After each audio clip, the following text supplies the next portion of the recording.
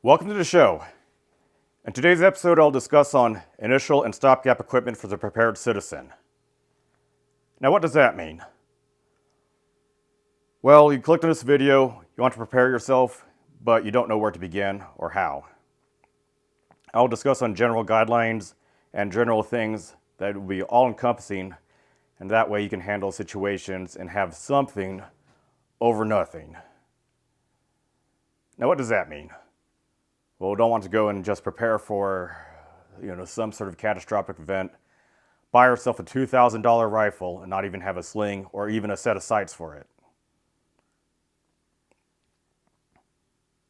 You don't want to go and buy yourself night vision goggles and not even have a helmet or any of the other things to support it. Or you don't even have any sort of sustainment equipment, and that way if you end up having to go out into the wilderness and stay over there, you don't want to become hypothermic, get a heat stroke, or dehydrate yourself or even starve. That's what I'm talking about. As far as what to get, avoid knockoff imitations such as GI style, stuff made for airsoft, counterfeits, Chinese knockoff things you can find on Amazon that are imitations of high-quality American tactical equipment or military equipment. Avoid those altogether.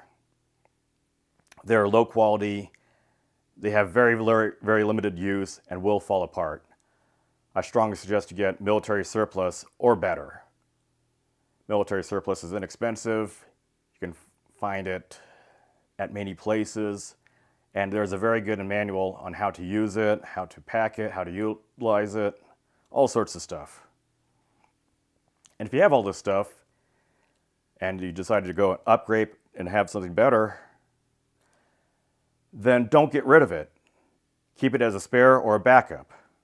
That way, if any of your other equipment does become lost, broken, needing repair, or abandoned, you at least have something to fall back on. Or if you have another friend in your group or so that has been missing something, you can provide that for him and fill in his or her gaps. So that's why I call it stopgap equipment. Now, before you do and spend money on this sort of stuff, you should have some sort of financial buffer just to pay the bills. Now, before you start getting into this stuff, you should at least have a financial buffer to pay the bills, make rent, all that sort of stuff. Have food security, all that sort of stuff, just because this sort of stuff will not exactly help you if you lose your job. So have that sort of stuff. You should have food and water to last you 3 months. I strongly suggest you have some sort of filter and storage system, like cases of bottled water or something similar to that. Also have emergency food supplies. Canned food, for example, lentils, rice. At the very minimum, have 3 months worth of rice and beans. The Latter-day Saints, aka the Mormons, they have actually a very good resource on food preservation and food preparation and food storage. I'll link to that in the description. But it has good guidelines on what sort of quantities to have for 3 months of rice and beans. Also, if you have a car dependent on it, you should have the tools and spare parts available to do basic maintenance and replacement of parts. For example, how to do spark plug replacement, how to change the oil, how to remove and tighten lug nuts on vehicles. So have a basic automotive tool set, have a couple of jack stands, have a car jack. That is something you should have.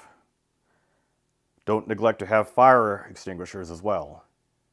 More than likely, you'll have to deal with a fire in your kitchen, your own bedroom, or your own workplace, your own car, than it is to deal with these sorts of other situations. So don't neglect on these sorts of basics. Now, let's go get started. Now, I strongly suggest you have yourself a rucksack and an assault pack. What sort of rucksack you shall get?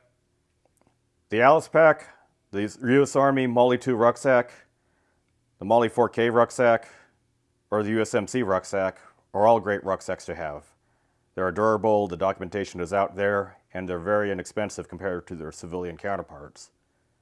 For the contents of what to put inside of there, I strongly suggest you look at the video on the top right or in the description below on what to put inside of it.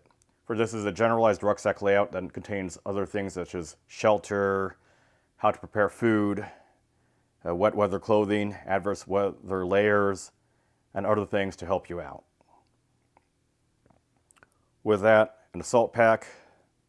The assault pack can be used if you don't want to have your rucksack along and you have that rucksack down on some sort of secure position. The assault pack can be used to carry ammunition as well as area-specific items. A foam mat or an inflatable mat is also good to keep your body away from the ground. That way you don't lose your body heat and deal with some sort of like hypothermic situation. It's a great piece of equipment to have, and it's a great morale boost. A bit expensive, but the United States military modular sleep system is excellent. You don't need to take the whole thing with you and put it in your rucksack, although you might need to do that if you're in very cold environments. But other components inside do provide a great help, such as a bivy cover or even the patrol bag. It's a high quality piece of equipment, and it's quite versatile and quite nice, and something that you can keep and not outgrow it at all. It's great. At the very least, have an individual first aid kit, aka an IFAK, and the contents of an IFAK should be a compressed combat dressing, compressed gauze, and a North American Rescue cat tourniquet. Don't get elastic tourniquets, don't get knockoff tourniquets, get this. Kind of pricey, but this will save your life. I strongly suggest you get a Stop the Bleed training as well. That would familiarize yourself with these, and it's only going to cost you like $1 and a few hours of time on a weekend or so. It's something that you should take. Other things to have are knee pads and elbow pads. Those are nice to have, as well as have a good quality military compass, a genuine one, as well as a protractor. And I strongly suggest you take this sort of training before taking any sort of firearms related training, as in more likely you'll be in situations you're going to need to pack up wounds or help someone else in any sort of situation, such as a car accident, a serious injury, or something, than just to use your firearm in a defensive manner. One thing that should also not be overlooked would be having a good pair of boots, appropriate for your climate, whether it be combat boots or hiking boots. Either of them are good, although you have to have them be broken in, and the reason why is you don't want to just throw in a pair of boots, hike or ruck for 15 miles, and then develop all sorts of nasty unpleasantries such as blisters and all sorts of other problems. Have a good pair of boots and break them in. Have a way to carry at least 1 gallon of water on your person. One thing I do suggest is get yourself a 1-quart military surplus canteen, along with a canteen cup, as well as a canteen stove. From there you can boil water, make yourself soup, coffee, cook meat. This is a good thing to have, as well as having water purification tablets, as well as fire starting materials. Having a Leatherman is very versatile. Bottle opener, can opener, knife, file, saw, pliers.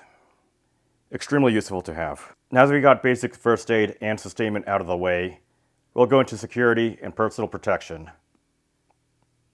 Depending on your own local laws and jurisdiction, concealed carry is a good thing to have. More than likely, if you're ever going to use a firearm in self-defense, it'd be with your concealed handgun than it is with a long gun. So what would you need for concealed carry? Well, you need a concealable handgun with the appropriate holster, a combat dressing, a spare magazine, a spare flashlight, and the appropriate pouches for them, and pepper spray.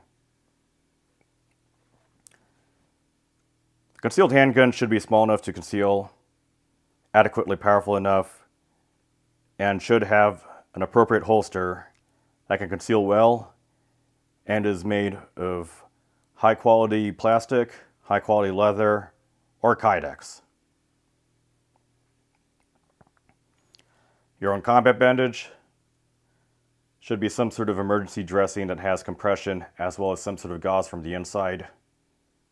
Pepper spray, depending on your own local jurisdiction, would be good in situations where a gun could be excessive, but anything else before is not adequate enough and you're lawfully able to protect yourself in that sort of particular situation, but know your local laws. A spare magazine.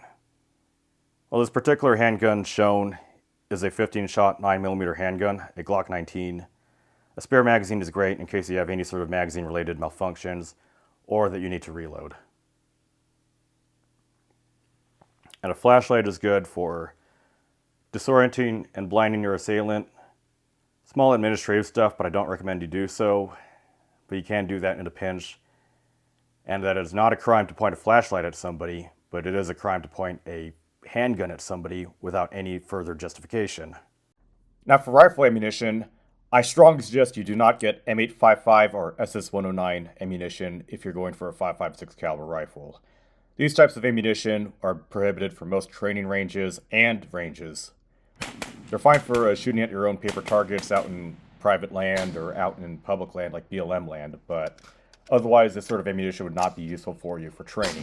If you choose to operate a 12-gauge shotgun instead of a rifle, I strongly suggest you use double-aught buckshot, number 1 buckshot, or number 4 buckshot, as well as 1-ounce slugs. Do not use birdshot for the purposes of anti-personnel. For handgun ammunition, I strongly suggest you use, for semi-automatic handguns, full metal jacket or total metal jacket ammunition for training, as well as for defense, use jacketed hollow point ammunition. However, I strongly suggest you ensure that your handgun is reliable and can feed that particular loading of ammunition. And while it is quite expensive, I'd say to shoot at least 100 rounds of your defensive ammunition through that handgun before you use it for defensive purposes. If your handgun cannot feed jacketed hollow point ammunition, I strongly suggest you go and use only full metal jacket only. Now, in addition to a handgun, a long gun is also nice to have. It is better for home defense, easier to control, and has better capacity. I strongly suggest you get a semi-automatic rifle in 5.56 with an AR-15 pattern design, as well as 7 magazines to go with it, giving you a total of 210 rounds of ammunition, as well as pairing it with a field knife or bayonet. One caveat to know is that for this pattern of rifle, while it does have a bayonet lug attached to it, it will not accept a military bayonet, as it would be designed for a 14.5-inch barrel with that sort of bayonet mount. With a 16-inch barrel, like on this rifle over here, a bayonet will not be able to be used successfully. If you can't afford that, a good pump-action shotgun in 12-gauge, for example, a Mossberg pump-action shotgun, is great to have. Regardless of what sort of firearm you have, you would need to have personal protective equipment to use it safely and properly. I suggest at a minimum having high-fidelity earplugs, as well as shooting glasses. Also have a pair of gloves, and an electronic pair of hearing muffs is great to have. You also need to have a firearms cleaning kit appropriate to the caliber of firearm that you have. Now, to carry all your equipment and ammunition with you, you're going to go need load-bearing equipment. Here we have 2 examples of load-bearing equipment that you can find inexpensively on the surplus market. To the left, you have Alice, which is kind of like a suspension system. To the right, you have the Molly FLC, Flick or Fighting Load Carrier. One caveat to keep in mind is that for the Alice rig, it will not accept new polymer magazines. While the Molly 2 Flick, some of the pouches are not compatible with polymer magazines. Other types of surplus load-bearing equipment, such as a TAPS rig, can accept modern magazines such as PMags, yet those harnesses on the TAPS are not that good nor intuitive, and to replace that sort of system and get new buckles I find to be a bit uneconomical compared to the other surplus options you see here in the video. Do not overlook foreign load-bearing equipment as well, such as a British load-bearing harness or the Chicom chest rig. Those options as well are great. If you do decide to carry your handgun openly with your load-bearing equipment, do carry it in a holster that provides positive retention with a retention mechanism that is not released with the index finger.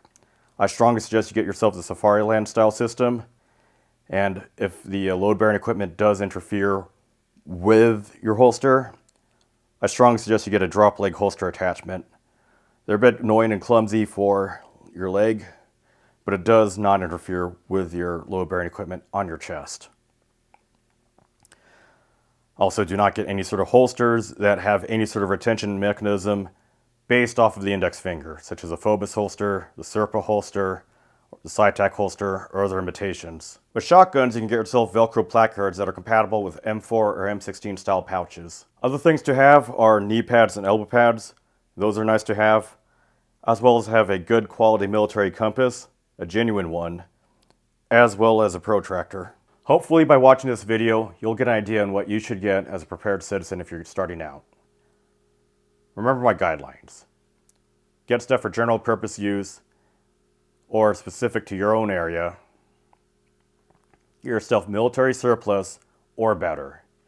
And you can find this stuff on surplus stores that are online and brick and mortar, online auctions, yard sales, Facebook Marketplace, classifieds, gun shows, and other places.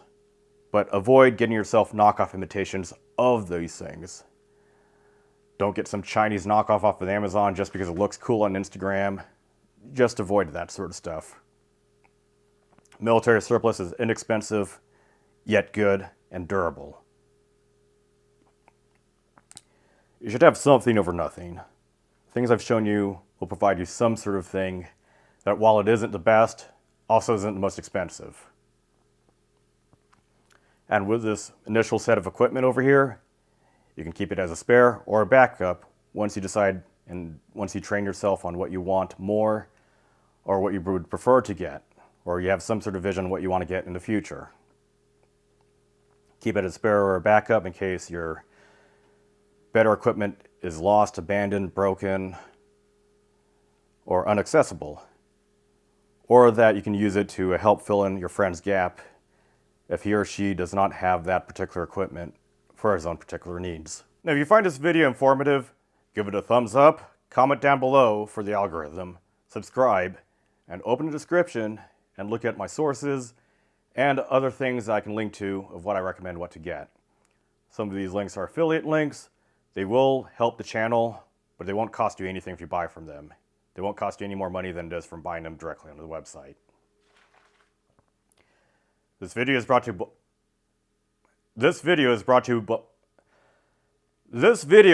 you by Glow So Bright. Thanks for watching. Now, I can't really figure out what sort of camera framing I should have for this, but I decided to just do it in a way where I just point it at the ground and just show you things.